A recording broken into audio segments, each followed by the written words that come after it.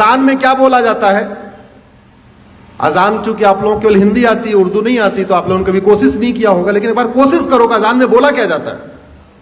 अजान में यह कहा जाता है, दिन में 5 बार या 2 बार जब भी अजान होती है, अल्लाह के अलावा दूसरा और कोई भी इबादत के लायक नहीं, यह बोला जाता है।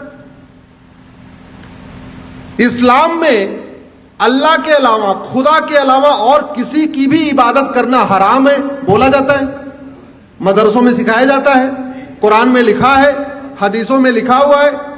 अजान में लाउड स्पीकर से बोला जाता है, नहीं तो गूगल ट्रांसलेट करके देख लेना, अजान का मतलब सर्च करना, आपको पता चल जाएगा क्या मतलब उसमें बोला जाता है। अगर अल्लाह के अलावा किसी और की इबादत करना हराम है, तो फिर मज़ारें क्यों बन रही हैं? फिर दरगाहें क्यों बन रही हैं? उत्तराखंड में देखते देखते पूरे जंगल के जंगल मजार दरगाहें कहां से बन गई। और आपकी जानकारी के लिए बता दूं, अरब में एक भी मजार नहीं है, अरब में एक भी दरगाह नहीं है, और अरब में एक भी पक्का कब्रिस्तान नहीं है। इसलिए नहीं है क्योंकि बुत परस्ती, किसी भी और के सामने सजदा करना, किसी भी और के सामने सर झुकाना, यह हराम है।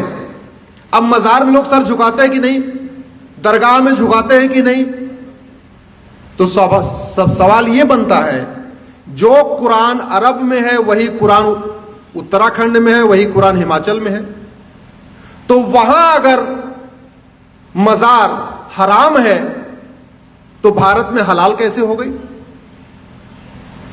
अगर अरब में दरगाह बनाना हराम है, अरब में एक भी दरगाह नहीं है, तो भारत में इतनी दरगाहें कैसे बन गई और क्यों बन रही हैं?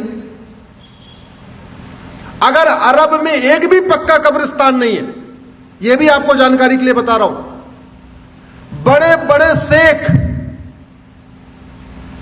जिनके घर में सोने की प्लेट होती है, सोने का चम्मच होता है, अरबपति खरबपति हैं, उनकी भी कब्र पक्की नहीं होती, क्योंकि पक्का कब्रिस्तान भी हराम है।